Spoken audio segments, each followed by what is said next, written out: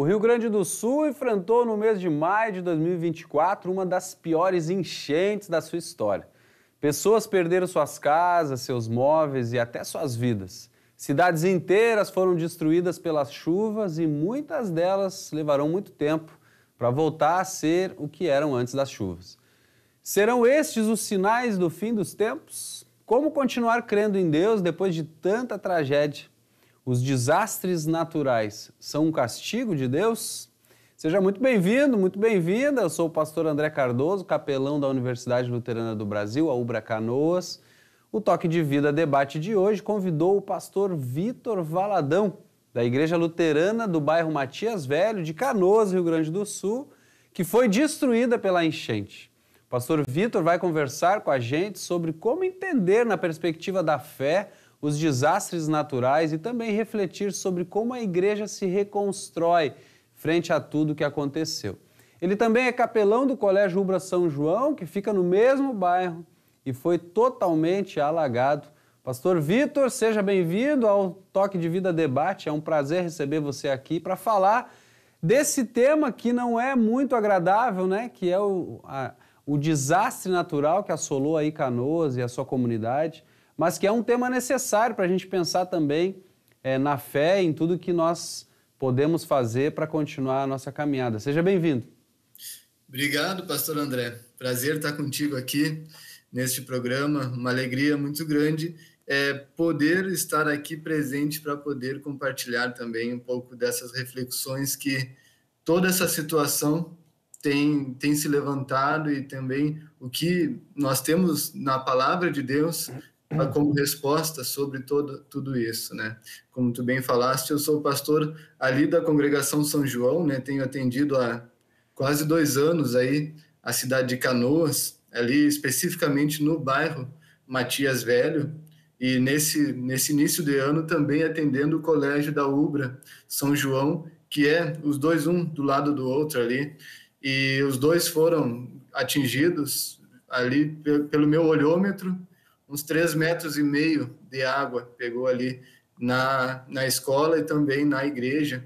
Então, virou um grande aquário tudo aquilo dali. A gente tem ido lá, trabalhado bastante para limpeza, para recuperação, mas é um trabalho longo, né? É um trabalho aí que demanda tempo, esforço, paciência e principalmente muita esperança.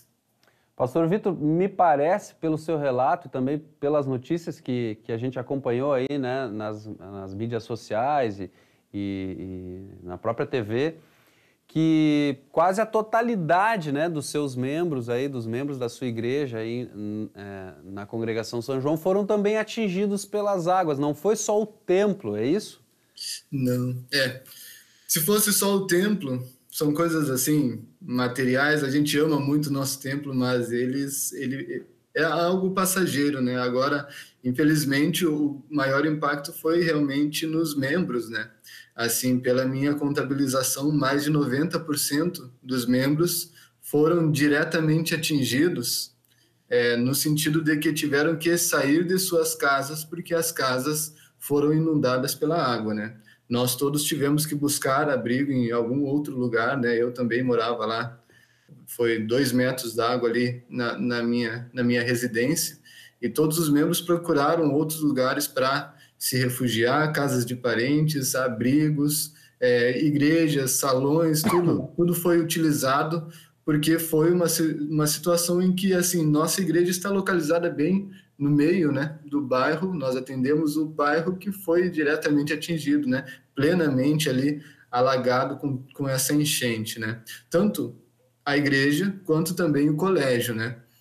A gente agora retomou as aulas em um outro ambiente, né, num colégio da Rede Ubra, o Colégio Cristo abriu as suas portas, né, e nós então estamos usando lá as salas. E aí no primeiro dia que nós voltamos às aulas, a gente fez um momento ali em conjunto, né, de recepção ali, de ouvir, né, e também no início nós fizemos um devocional.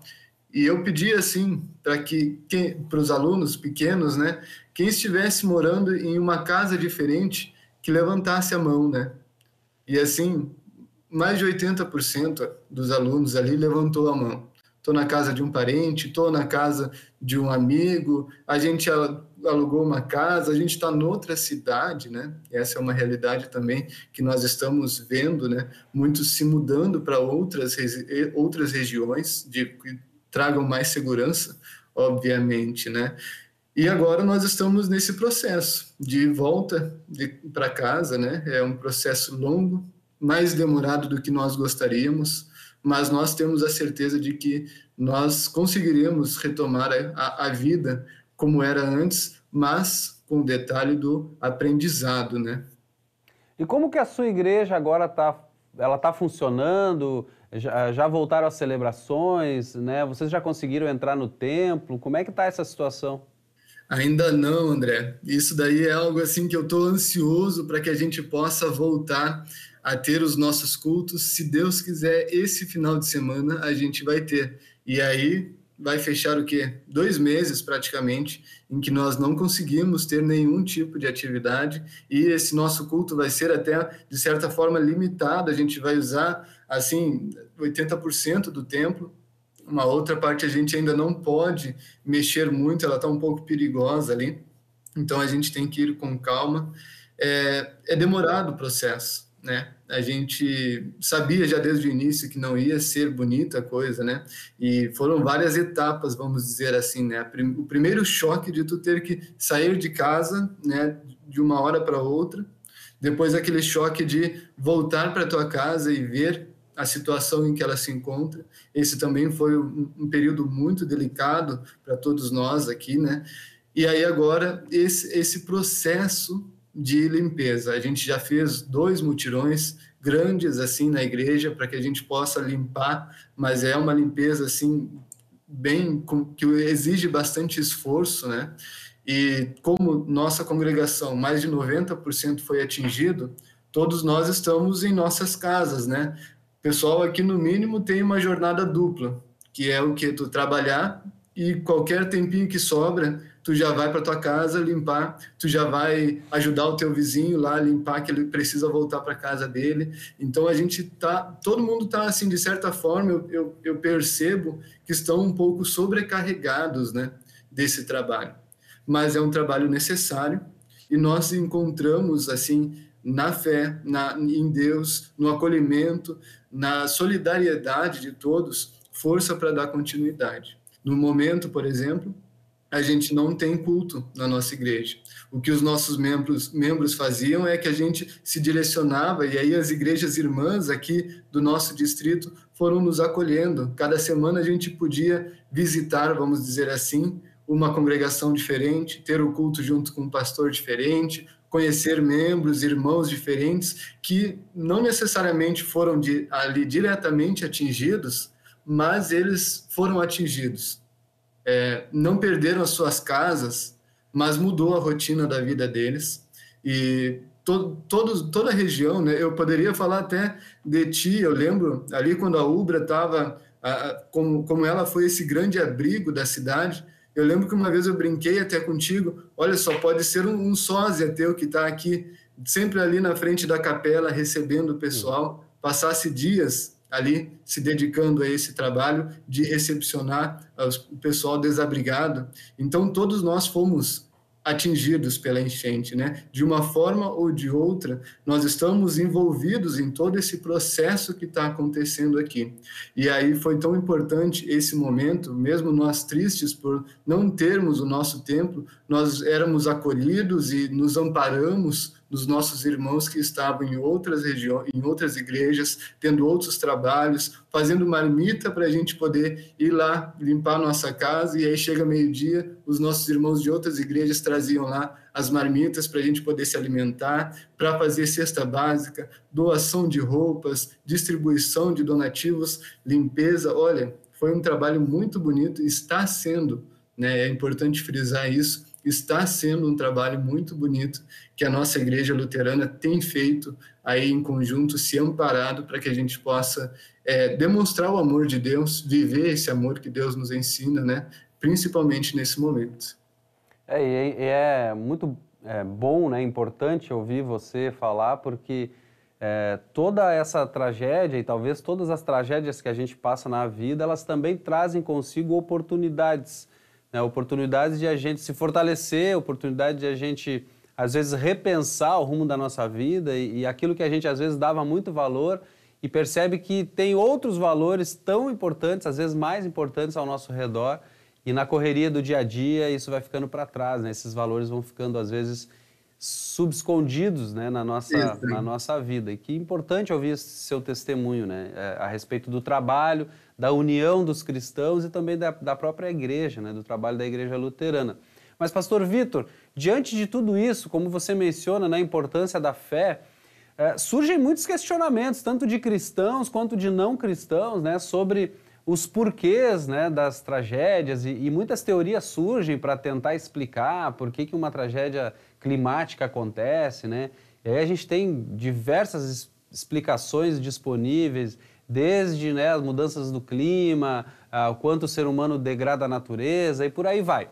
Mas do ponto de vista teológico, né, da Bíblia, como é que a gente pode entender esses desastres naturais a partir do ensinamento bíblico? Muita gente pensa que é um castigo de Deus. Você poderia falar um pouco sobre isso? É verdade, pastor, é verdade. A gente ouviu muita coisa sendo dita em nome de Deus sobre tudo que está acontecendo aqui no nosso estado do Rio Grande do Sul. E muita coisa que não tem procedimento. Às vezes a gente pode até pensar que tenha um sentido ali, né, naquele toma lá da cá, que é a religião comum, vamos dizer. Às vezes até parece que fizemos algo errado e aí Deus foi e castigou aquilo. Se a gente vai olhar na Bíblia, o que nós temos assim mais próximo a uma enchente, obviamente, é o dilúvio, né? E lá Deus então causa aquela grande situação em que só se salva a família de Noé e os animais que vão dentro da arca. O resto tudo é submergido nas águas. Aquela grande catástrofe que aconteceu no nosso planeta. Muito semelhante, a gente tem uma amostra de uma proporção muito menor daquilo que aconteceu ali, e imediatamente a gente já lembra dessa história quando a gente estava vivendo e vendo o pavor daquele dia das águas vindo, e tu tendo que sair de casa, e o que tu podia pegar ali, tu pegava, de resto, deixa para trás, porque o que mais importava era a vida. Só que no caso do dilúvio, obviamente, uma proporção muito maior, porque nem a vida tu não pôde guardar. E o que a Bíblia fala daqueles tempos é que eram tempos onde as pessoas estavam extremamente conturbadas pelo pecado que vivia no coração delas. Era algo em que a Bíblia fala que a violência era algo grotesco que se vivia. A sociedade estava caída. E ali fala então que havia apenas a família de Noé, e a família de Noé é resgatada daquilo. Tomando essa história, nós podemos concluir então que a nossa sociedade está perdida, e então isso foi um castigo de Deus por estarmos desviados dos caminhos ou algo do tipo, como muito se ouviu. Mas a verdade é que não existe só essa história na Bíblia. E a principal história da Bíblia é aquela em que diz que Deus enviou o seu Filho Jesus Cristo, e que em Jesus Cristo todo o castigo que Deus poderia dar ao ser humano, o severo castigo e justo, correto, porque todos nós somos pecadores, de levar-nos à morte, ele depositou sobre Jesus Cristo. Então, nós falarmos que Deus está nos castigando é a gente não entender a gravidade do que é verdadeiramente Deus julgar com justiça o ser humano pecador. Porque quando ele julga com justiça, ele vai fazer o quê? Ele vai colocar: você pecou, você precisa agora pagar. E o salário do pecado é a morte. E esse salário, esse preço caro do pecado injusto, ele é pago por Jesus Cristo em nosso lugar. Então nós que somos cristãos não precisamos pensar que nós estamos sendo castigados por Deus com essas enchentes, que nós agora estamos pagando pelos nossos pecados. Nós, primeiramente, nem temos condições de pagar por todos os nossos pecados. E nós temos, sim, que, como posso dizer, ter fé naquilo que Deus nos fala através de Jesus Cristo, de que quem crer nele está salvo. Nós estamos salvos, não somos mais julgados. Não temos mais esse castigo de Deus severo sobre nós. Isso foi colocado sobre Jesus Cristo. O que nós podemos entender, na verdade, é que esses desastres naturais, eles são, na verdade, uma reação de um mundo que está preso no pecado. De um mundo como o próprio Pedro fala na Bíblia, né? Quando ele, aliás, cita o dilúvio, ele vai dizer que esse mundo está como que gemendo em dores de parto por causa do pecado. Quando o pecado entra ao mundo, ele não entra apenas para o ser humano, ele entra também para tudo aquilo que o ser humano tem a responsabilidade de cuidar. E aí entra o planeta Terra, entra tudo que nós vivemos. Como tu citaste, muitos levam para um lado mais ambiental, de que nós não cuidamos da natureza como nós deveríamos. Outros levam até para um lado político, querendo culpar A, B ou C por tal situação. Outros levam para um lado espiritual, dizendo que isso é um castigo de Deus, é uma mensagem que está acontecendo, que está sendo dada a nós. A verdade é que nós não podemos encontrar resposta absoluta em uma dessas vertentes de pensamento. A verdade é que nós estamos em um mundo caído, em um mundo que sofre pelo pecado humano, e nós estamos vendo os sinais de que esse mundo está realmente sofrendo pelo pecado.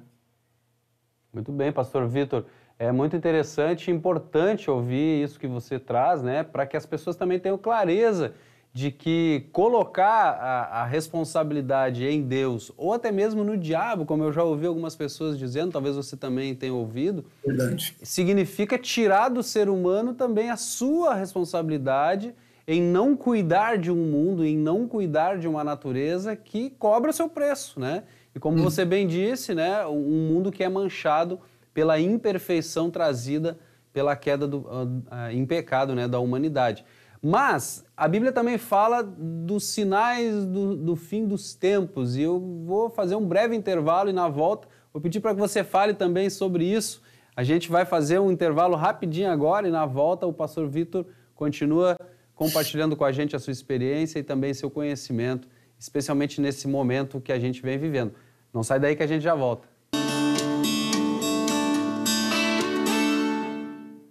Toque de Vida Debate está de volta, hoje recebendo a presença do pastor Vitor Valadão, ele que é pastor da comunidade São João, do bairro Matias Velho, de Canoas, Rio Grande do Sul, um dos bairros que foi mais afetado pelas últimas enchentes de maio de 2024.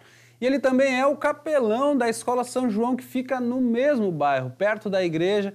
E essas duas instituições foram tomadas pela água, né, pastor Vitor? E o que nós conversávamos antes de fazer o intervalo é sobre a fé e a sua relação, né, com as catástrofes e o entendimento que a gente faz a partir disso que acontece na vida humana, né, essas tragédias, e fazer o entendimento disso à luz da palavra de Deus. E você falava para a gente que não é um castigo de Deus, né, e que a gente precisa olhar para a nossa responsabilidade enquanto seres humanos, tanto de não cuidar do planeta, quanto assumir a nossa culpa e não terceirizar para Deus ou até para o próprio diabo essa questão, né, pastor Vitor, de que as coisas acontecem no mundo e a responsabilidade ela precisa ser assumida por quem dê direito, né, e não jogar para Deus ou para o diabo. Exatamente. Acaba que quando Deus criou o homem e a mulher, ele fala bem claro que a nossa responsabilidade, o nosso ofício aqui nesse mundo é administrar este mundo, é cuidar deste mundo. Infelizmente, essa nossa capacidade foi corrompida pelos nossos maus desejos, né? Nós nos desviamos desse propósito ao cair em pecado e agora acabamos sofrendo com essas consequências. E aí é como uma criança, né? que se frustra com o seu brinquedo e começa a se revoltar com tudo. E aí começa a colocar a culpa em pai, em mãe, em quem vier pela frente. Nós nos frustramos porque nós não conseguimos cuidar desse mundo como nós sabemos que deveríamos de estar cuidando, e aí nós procuramos encontrar culpados para isso, para que nós não olhemos para as nossas imperfeições. Infelizmente, isso acontece, e nós estamos vendo isso agora, nesse momento, né, de estarmos recebendo não uma resposta, né, mas a natureza, o que tem que ser, ela vai ser. Ela não tem essa misericórdia de uma mãe que, mesmo que tu falha, ela vai dar um jeitinho para que tu não sofra as consequências. A natureza é clara. Aquilo que vai ser feito é desta forma que acontece. Se nós não cuidarmos, é isso que vai acontecer. E aí a gente colocar culpa em um ou outro não traz resultado, apenas vai nos machucar cada vez mais. Nós entendermos a nossa responsabilidade, sim, vai nos dar uma oportunidade de repensarmos o que estamos fazendo e aí sim retomar de onde nós deveríamos de estar caminhando. E essa oportunidade de repensar o nosso fazer, né, aquilo que a gente faz contra nós mesmos, porque quando nós degradamos a natureza, nós estamos fazendo ações contra a nossa própria vida, porque a natureza, como você bem disse, ela cobra, né, o preço. E aí não adianta a gente querer colocar a responsabilidade em Deus ou até no demônio, né, como eu já ouvi, e tirar de nós a nossa parcela aí de atitude em prol da mudança, né? Mas a Bíblia fala também, pastor Vitor, sobre sinais do fim dos tempos, né? Jesus lá em Lucas 21, ele fala que no fim dos tempos as coisas, né, o fim do tempo será precedido por catástrofes.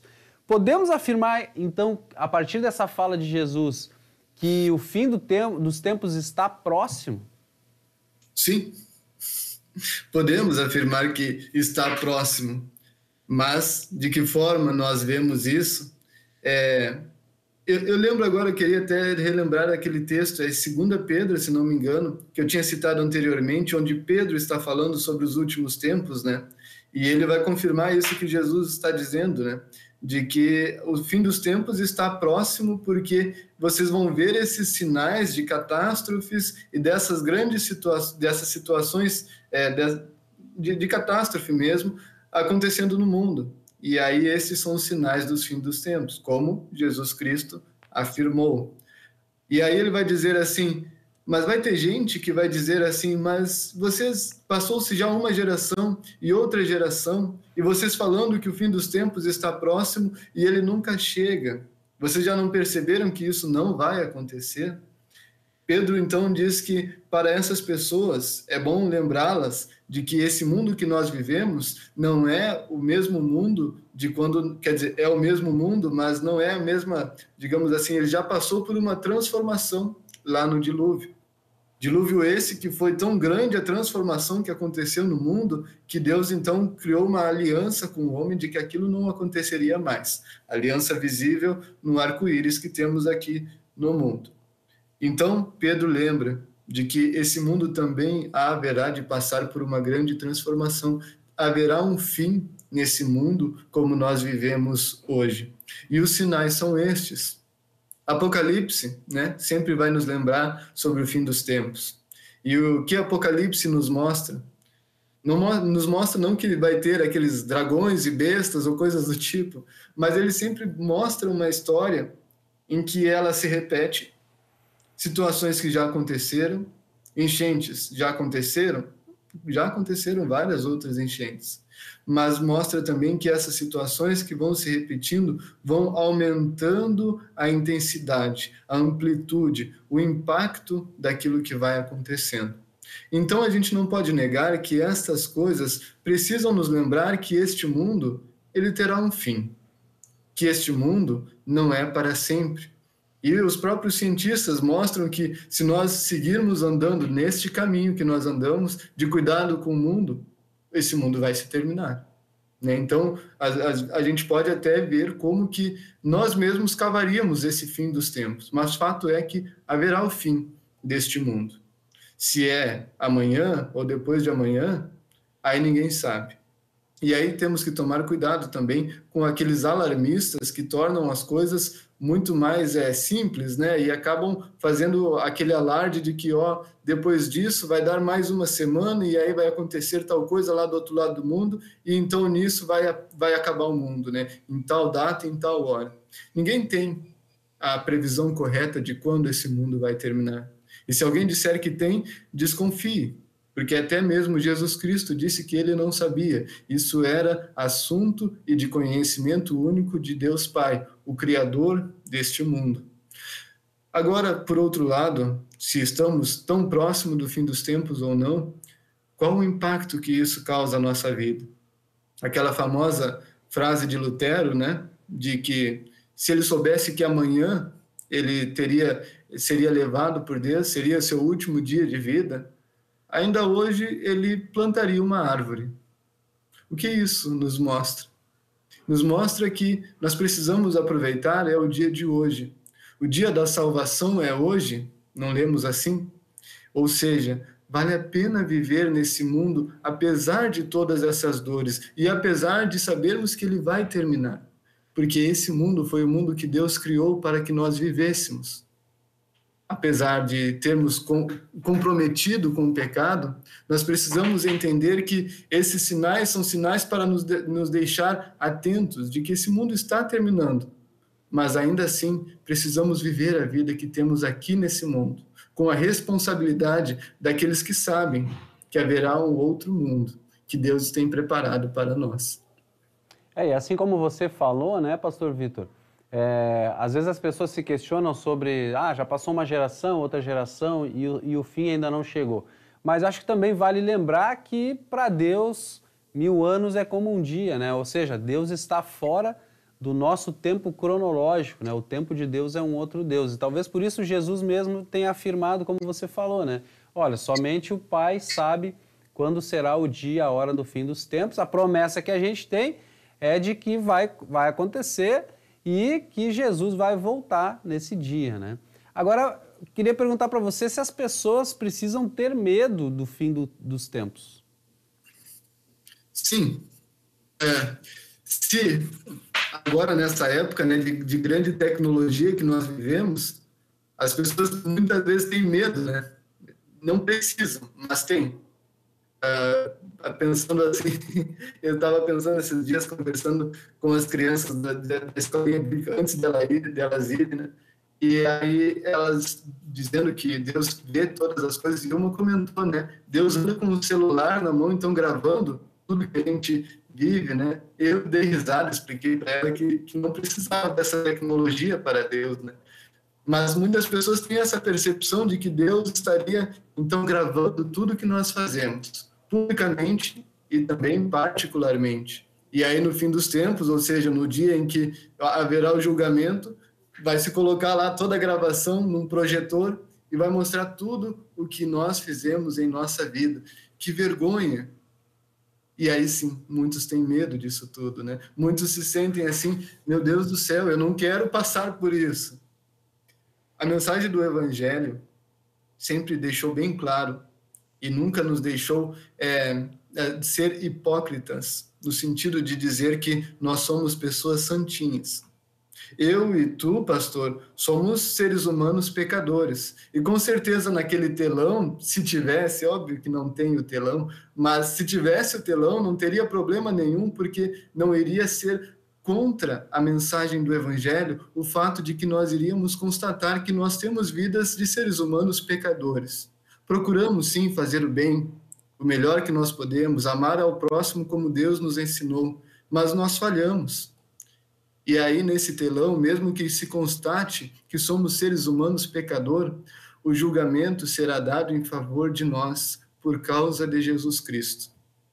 Mesmo que nós passemos e vejamos que aquele ser humano não merecia ir para o céu, por exemplo, ainda assim nós seremos abençoados com a salvação, não por mérito, não porque na balança das coisas boas e ruins acabou que deu um pouco mais de bom e um pouco menos de ruim, e aí você passou mas simplesmente porque Deus te ama tanto que deu o seu próprio Filho para pagar pelos teus erros, para pagar pelos teus pecados. Então, nós que vivemos no Evangelho, seguindo a Jesus Cristo, nós temos a certeza do nosso julgamento a favor de nós. Já fomos julgados, já sabemos que estamos salvos, não por nosso mérito, mas por mérito de Jesus Cristo, em nosso favor, por amor a cada um de nós. Até lá, obviamente, enquanto não chegamos nesse último dia, haverá também, como a Bíblia mostra, que as coisas aumentarão de intensidade, né? Tu podes ter me perguntado também, em fim dos tempos, como esses últimos dias, até chegar o dia do julgamento, né? E sim, a Bíblia sempre aponta para dias de muito mais dificuldade para o cristão aqui nesse mundo, de muito maior sofrimento também. Mas nós nos apegamos às palavras de Deus que nos dizem que Ele não abandonará nós em nenhum dia de nossas vidas. Onde nós estivermos reunidos, Ele estará sempre com a mão estendida para nos dar apoio e amparo. E isso que nós estamos vivendo aqui na enchente foi uma grande prova de que Deus não nega apoio, amparo para cada um dos seus filhos. Se não fosse Deus, como diz o Salmo 124, que lemos no nosso culto final de semana passado, se não fosse Deus a estar do nosso lado, onde nós estaríamos? Pastor Vitor, muito obrigado por esse testemunho, né? Por anunciar também aqui por meio do Toque de Vida Debate a mensagem do Evangelho, como você acabou de fazer. É um consolo para todos nós, especialmente para aquelas pessoas que sofrem nesse momento, que estão se reestruturando da última enchente, né? Pastor Vitor, agora, se alguém que está nos assistindo nesse momento quiser ajudar a Congregação São João, o seu trabalho, o seu ministério, as pessoas aí da sua escola, como é que faz? Olha, da forma como tu tiver a tua criatividade alcançar, a gente aceita a tua ajuda, né? Porque no momento em que nós estamos, a gente aprendeu como é necessária a ajuda mútua de todas as pessoas e a gente tem visto uma solidariedade generalizada, vê que coisa boa, em toda a nossa região, seja dentro da igreja luterana quanto fora da igreja luterana, tanto testemunho bonito do amor ao próximo, né? Que é tão importante. Atualmente, no momento agora em que a gente conversa, o que nós mais estamos precisando são de voluntários, e aí é uma grande dificuldade, porque todos têm que dar continuidade na sua vida, né? Mas precisamos de voluntários para nos ajudar nas limpezas, tanto das casas de membros, quanto do nosso templo, quanto da casa de famílias do colégio que foram atingidas também. Precisamos também de ajudas, de doações, por exemplo, de roupas, alimentos, calçados, essas coisas, graças a Deus, nós estamos com um bom lote de doações que nós estamos distribuindo. Acredito que nesse momento nós não temos necessidade. Claro que nós entendemos que isso vai se estender por um longo período. Então, mais adiante, provavelmente teremos necessidade desses materiais. E também, se quiserem ajudar financeiramente, existe o Pix da IELB, que é algo que chega até nós sempre, né? Eu lembrava, era doi@ielb.org.br. E também, se quiser ajudar diretamente a Igreja São João, ali do bairro Matias Velho, também pode utilizar o Pix da igreja, que é CEL, né, CEL, celsj.canoas@gmail.com. Por esses caminhos pode ajudar também financeiramente. Pastor Vitor, muito obrigado pela sua participação. O Toque de Vida Debate vai ficando por aqui. Eu desejo que Deus abençoe você, seu trabalho, as pessoas da sua congregação, da sua escola. Deus use você também como uma ferramenta para transmitir as suas bênçãos. E muito obrigado a você que nos acompanhou até aqui. Se quiser entrar em contato com a gente, você já sabe, é só nos escrever nas nossas redes sociais, o endereço é @ubrapastoral. Se quiser mandar uma mensagem de consolo, de incentivo ou uma pergunta, ou quiser encaminhar doações para o Pastor Vitor, escreve para a gente. A gente vai ter o maior prazer de ajudar nesse momento e de transmitir a sua mensagem a ele. Um grande abraço, Deus abençoe você, a sua família e até o próximo debate. Tchau!